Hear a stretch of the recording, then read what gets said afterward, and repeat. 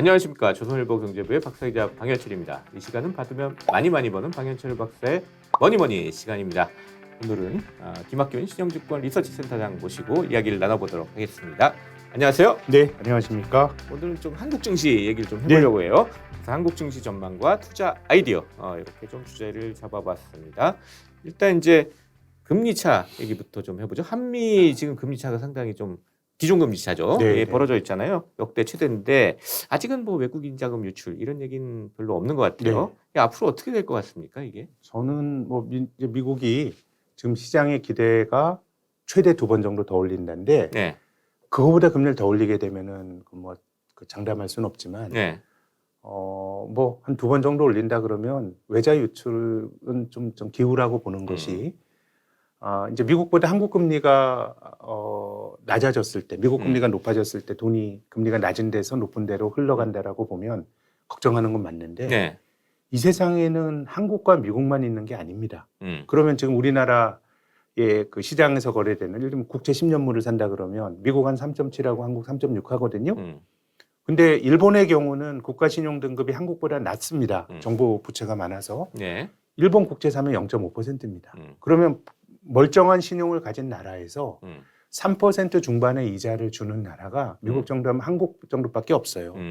그런 거라 그러면 결국 이제 모든 투자자들이 어느 정도 분산을 할 텐데 그렇게 된다 그러면 제 생각에는 한국은 절대 금리가 가진 메리트이 여전히 있기 때문에요. 네, 어쨌든 미국보다 금리가 낮은 게 마음 편한 상황은 아닙니다. 좀 불편하긴 하지만 네, 즉각적으로 자본이 미국으로 흘러간다 이런 것들은 조금 기우인 것 같고 또 우리가 이제 금리를 올렸을 때 직면해야 될 비용이 있거든요. 한국은행이 금리를 많이 올렸을 때 소비가 나빠지고 또 자산 시장도 잘못 건드릴 수가 있고 가계부채가 많기 때문에요. 그런 거라고 보면 어쨌든 미국보다 낮은 금리가 좋다 이런 거 아니고요. 어쨌든 비슷하게 가는 게 좋지만 네, 우리는 올렸을 때 어떤 부작용이 있고 그 부작용이 만약에 이 자본 유출이라고 생각하면은 저는 그걸 감내하고 그건 좀 과장돼 있다고 보는 쪽입니다. 네. 금리 차이는 그렇게 좀 보고요. 일단 경기가 하반기에 우리나라 어떻게 될지 약간 좀 불확실하긴 하지만 일단 지금 현 정부는 이제 재정을 확대해서 뭐 경기를 부양하는 거 이거는 좀 약간 주저하는 모습이에요. 네네네. 물론 이제 그 근저에는 상저하고 해서 네. 하반기에 경기가 괜찮아질 거기 때문에 뭐 추경도 안 하겠다 뭐 이런 네, 분위기인 네. 것 같은데 좀 어떻게 보세요? 저는 경기가 상반기보다는 하반기가 좀 나아질 거라고 봅니다. 왜냐하면 한국은 결국은 내수라는 게 민간 소비, 기업의 투자, 건설 투자 이런 쪽이 민간 영역인데 이 영역의 정체는 변수가 아니라 상수예요. 계속 그랬고 결국은 수출과 정부 지출이 그동안에 거의 GDP라 그러면 경제 성장률 결정하는 변수였거든요. 네. 근데 이제 수출이 상반기에 되게 안 좋았지만은 저는 곧 무역 수지가 흑자로 반전될 가능성이 높다고 봅니다. 지금 우리 방송하는 게 6월 그 수출이 안 보고 하는데 네. 6월에도 잘하면 흑자가 될 수 있다고 봅니다. 근데 이제 우리나라 수출이라고 하는 걸 결정하는 요인은 결국 중국과 반도체거든요. 네. 근데 반도체는 조금 더 높은 확률로 좋아질 가능성이 높고 중국에 대해서는 여러 가지 걱정이 많지만 네. 그래도 중국이 금리 인하고 이런 조치들을 하고 있기 때문에 더 나빠지진 않을 것 같거든요. 그럼 저는 당장 정부가 재정 지출을 늘리거나 이러지는 지금보다는 조금 안 늘려도 되는 환경이 만들어질 수 있다라고 보고요. 네. 다만 장기적으로 보면 정부 지출을 늘리지 않겠다라고 하는 거는 보수적인 철학을 가진 우리 지금 집권자들의 철학이 반영된 면도 있는 건데요. 네. 우리가 재정 의존도란 관점에서 보면 한국 경제 재정 의존도가 높아진 게 물론 이제 문재인 정권 때 커졌고 2015년부터입니다.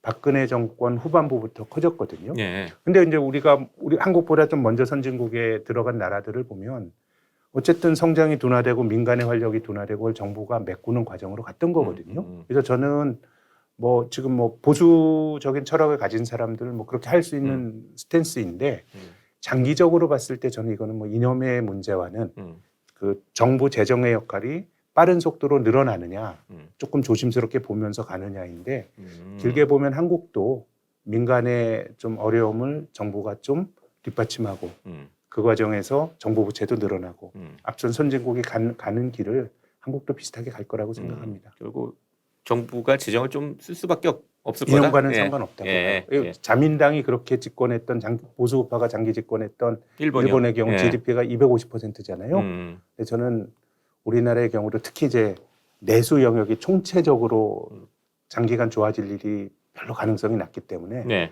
정부의 부담이 늘어나는 쪽으로 장기적으로는 좀 갈 수밖에 없다고 봅니다. 예. 증시 얘기로 돌아가 보죠. 이 올해 한국 증시 보면 처음에 이제 배터리가 막 움직였잖아요. 네. 그다음에 반도체가 움직이고 어떻게 보면 약간 선점 투자하면은 좀 수익률 꽤 높일 수 있다는 이런 생각이 들 수도 있는데 네. 어떤 선점 투자 이런 게 좀 성공할 수 있을까요? 저는 뭐라도 변화를 조금 미리 아는 게 투자의 본질인데요. 예. 그러니까 어떻게 보면 잘 움직일 수 있는 종목을 잘 골라서 돈을 버는 게 일종의 저는 약간의 모멘텀 투자라고 말씀드리고 싶고 예. 그렇게 보면 뭐 반도체 같은 경우 아직도 기회가 있다고 보는 쪽이긴 한데 저는 또 다른 방법도 있다고 봐요. 일단 경쟁력을 가진 기업인데 시장이라고 하는 게 동일한 기업에 대해서 늘 공정한 평가를 해주는 거 아니거든요. 유행에 있고 패션이 있습니다. 그럼 거기 뒤처진 주식은 굉장히 멀쩡한 주식임에도 불구하고 저평가가 되는데 네. 저는 뭐 그걸 사서 기다리는 것도 음. 나름의 좀 전략이 될 수도 있다는 생각은 드는데 그건 뭐 얼마까지 기다려야 되냐? 제 생각에 한국에서는 2년 반에서 3년이 네. 스타일이 한 번 도는 그런 어떤 기준점인 것 같아요. 내가 주식 중에 3년간 못 올랐다 그러면 내가 아무리 장기 투자자라고 하든 내가 잘못된 거 아니 고민해 봐야 되고요. 네. 그런 거라고 보면 뭐 또 다른 방식, 한국에서 굉장히 싸게 거래가 되고 있는 그런 주식들을 사서 기다리는 것도 한번 지금 말씀하신 어떤 좀 뜨겁게 움직이는 뭐 2차 전지나 반도체 편승함과 더불어서 한번 고민해 볼 만한 투자 방법이라고 봅니다. 하반기에 좀 우리 증시에서 좀 주목해 볼 만한 업종이 있을까요? 뭐 이미 좀 반도체가 벌써 뛰어가고 있는데. 예. 그래도 뭐 그동안 떨어진 거 생각하면 네. 반도체가 좀 기회가 있을 거라고 생각하는데요. 네. 우리가 지난번에 반도체 뭐 삼성전자 주가가 9만 원에서 5만 원대까지 갔었죠. 음. 이런 게 저는 원래 반도체 사이클이 그렇다고 보는 쪽입니다. 뭐 우리가 그걸 떨어질 때마다 뭐 우리 메모리 경쟁력 이런 얘기 나오지만 네. 원래 그런 주식이에요. 원래 이익의 부침이 크고 이런 주식인데 경기 영향도 상당히 받죠. 많이 받죠. 예. 그리고 굉장히 반도체가 아이러니한 것은 설비 투자가 늘어날 때는 그러니까 설비 투자를 안 하면 안 되는 업종이에요. 효율을 늘려서 그 생산율을 늘리지 않으면 장기간 지속 가능하지 않으면 돈을 벌면 투자해야 되거든요. 근데 투자를 할 때 기업은 미래에 대한 전망이 가장 좋을 때 투자 의사결정을 내리고 투자할 만한 또 돈이 있어야 투자 결정을 내리니까 대체로 반도체 투자가 늘어날 때는 반도체 업황이 제일 좋을 때거든요. 애널리스트들이 빅사이클이다. 이런 얘기할 때 투자가 이루어집니다. 근데 저는 반도체 주식은 수요보다는 투자와 감산의 함수라고 보는 쪽인데요. 투자가 늘어나면 공급이 늘어납니다. 그러면 반도체 단가가 떨어지고 그럼 마진이 나빠지는데 마진이 그냥 나빠지는 게 아니고 음식료 업체 같은 경우는 이익이 줄어들어도 한 20% 감익이 돼도 큰 건데 반도체는 하이닉스처럼 그렇게 돈을 긁어 모으던 회사가 적자가 날 정도로 업황의 변동이 큽니다. 예. 이 반도체가 저는 이 어떤 명품이나 이런 게 아니라 중간에 들어가는 일종의 커머디티라고 생각하는데 이거는 수요와 공급의 밸런스가 조금 깨져도 이거는 공급이 조금만 많아져도 단가가 확 떨어지는 속성이 있거든요. 예. 근데 반도체는 대규모 설비 투자가 그 수반이 되는 비즈니스이기 때문에 수급의 밸런스를 결정할 때 수요보다는 공급이 훨씬 중요합니다. 예. 근데 우리는 늘 반도체 빅사이클은 수요는 늘어난다라고 하는 이거는 변수가 아니라 상수인데 그래서 반도체 설비 투자가 늘어난다라고 하는 거는 가까운 미래에 삼성전자와 SK 하이닉스와 같은 메모리 반도체 기업의 이익의 급락을 예고하고 있고요. 설비 투자의 반대는 감산입니다. 얼마나 나쁘면 감산을 하겠어요. 네. 근데 감사하는 걸 통해서 이제 밸런스를 또 조정이 되는 거거든요. 그런 점에서 본다 그러면 지금 이미 디램 업체들은 감산의 길로 접어들었거든요. 그렇죠. 발표도 했죠. 그럼 예. 실적이 더 나빠질 수 있어요. 그럼 뭐 또 감산해요. 그럼 설비 투자의 반대 효과가 나타나고 있기 때문에 이 사이클이 과거와 똑같다라고 보면 이거는 전형적으로 좋아지는 사이클의 초입부라고 생각을 합니다. 근데 반도체 투자 관련해서는 리스크는 이런 업종 자체 고유의 비즈니스 사이클도 있지만 미중 갈등의 어떤 접점에 있기 때문에 예. 예를 들어서 우리나라 이 중국에 있는 반도체 공장들 중국에서 메모리 반도체를 제일 많이 생산하는 게 한국의 삼성과 SK 하이닉스 아닙니까? 예. 그래서 이제 중국 반도체에 대한 미국의 규제가 세게 들어가게 되면 이건 굉장히 불확실성이 커질 수 있는데 아직까지 공식적으로 뭐 미국 정부에서 발표가 된 건 아니지만 뭔가 좀 유예 기간이 주어지는 쪽으로 외신 같은 데서 보도들이 나오고 있거든요. 네. 그렇게 본다 그러면 우리가 연초에 봤던 것보다는 그런 지정학적 불확실성도 저는 조금 낮아진 걸로 이해를 하고 있습니다. 네. 그렇게 본다 그러면 반도체 쪽은 조금 기회가 있을 것 같고 이건 뭐 한국 경제 전체적인 수출이라든가 이런 쪽의 그 숫자도 반도체가 좀 나아지면 좀 개선될 여지가 크다고 봅니다. 네. 미중 갈등도 보니까 첨단 반도체 쪽에 이렇게 좀 집중이 되는 것 같고 네. D램 같은 뭐 범용 반도체 쪽은 좀 풀어주는 그런 느낌이에요, 그냥. 그렇긴 예. 한데 D램이긴 하지만은 음. 굉장히 뭐라 그럴까요? 그 10나노보다 낮은 그런 쪽에 대해서는 기본적으로 반도체는 미국이 조금 엄하게 네. 여러 품목이 있지만은 제 생각에는 미국과 중국도 뭐 완전히 헤어지기에는 너무 많이 얽혀 있는데요. 세계화 이후에. 근데 반도체는 중국이 정말 못하는 아주 정말 못하는 네. 급소이기 때문에 어쨌든 뭐 지정학적인 어떤 질서라든가 또 우리가 미국으로부터 또 어떤 양보를 얻어내느냐 뭐 이런 것들이 굉장히 투자에도 중요한 변수가 될 거라고 봅니다. 네. 그 지금 증시에서 지금 대형주 쏠림 현상이 벌어지고 있잖아요. 네. 뭐 또 외국인들도 좀 대형주만 사고 그러는데 이게 강세장으로 가려면 증시 전반에 좀 옹기가 좀 퍼져야 되는데 이 옹기가 퍼질 수 근데 있을지 제 생각에는 하반기에는 뭐 네. 이제 뭐 그 주식형 펀드나 ETF 투자하시는 분들이라면 전체 시장이 중요하지만 우리가 투자를 하는 입장에서는 개별 종목 하나하나를 선택하거든요. 네. 그것이 대형주건 중형주건 소형주건 간에 그렇게 본다 그럼 지금은 조금 말씀하신 것처럼 쏠림이 있었던 거는 맞는 것 같은데 좀 소외된 종목들에서도 그러니까 종합 주가 지수로 보면 우리가 얼마 전에 봤던 2600포인트 때 중반에서 PER이 한 13배 정도고 지금 금리를 생각하면 별로 매력이 없는 그러니까 비싸다라기보다는 더 이상 싸지 않은 그런 권역까지 간 것 같은데 개별 종목들은 싼 종목도 되게 많은 것 같아요.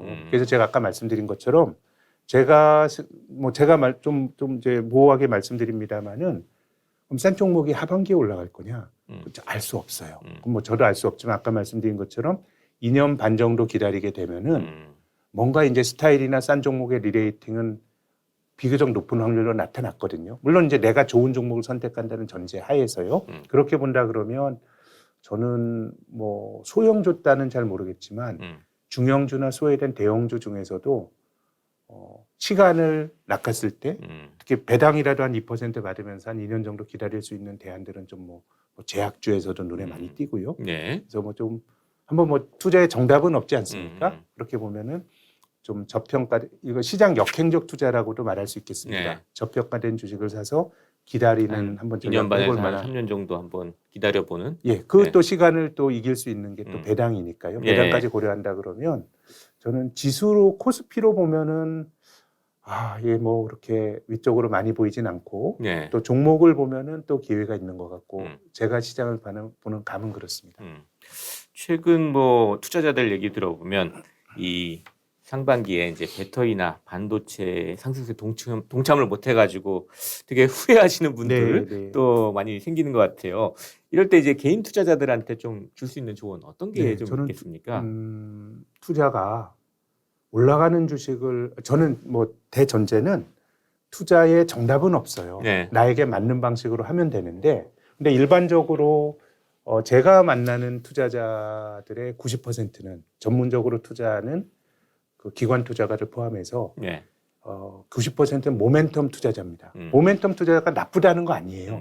모멘텀 투자의 본질은 그냥 가는 말에 올라타라거든요. 뭐 그런 게 이제 좋은 거죠. 근데 한번 이제 그런 식으로 2차 전지가 좋다. 그럼 외형을 바꿔가면서 나타나는 한땐 바이오도 좋고 한땐 화장품이 좋고 네. 늘 당대 뜨거운 주식은 있는데 실은 개인 투자가들이 뭔가 좋아 보일 때는 굉장히 바닥에서 많이 올라온 다음에 굉장히 밸류에이션도 높아지고 네. 기대가 많이 반영이 된 다음에 들어가는 경우가 많은데 그렇죠. 조금 다른 측면에서도 한번 말씀드리고 싶어요.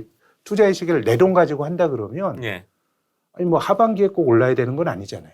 많이 오른 주식을 쫓아갔을 때 그만큼 조정의 위험도 커지는 거고 그렇기 때문에 내가 공자님 말씀까지 정말 죄송하지만 내가 잘 아는 종목을 가지고 뭐 제가 생각하는 장기 투자의 시기는 2년 반 3년인데 그런 주식을 사서 한번 기다려보는 예. 이런 것들도 투자가들에게 좀 뭐 꼭 권해드리고 싶습니다. 아, 예.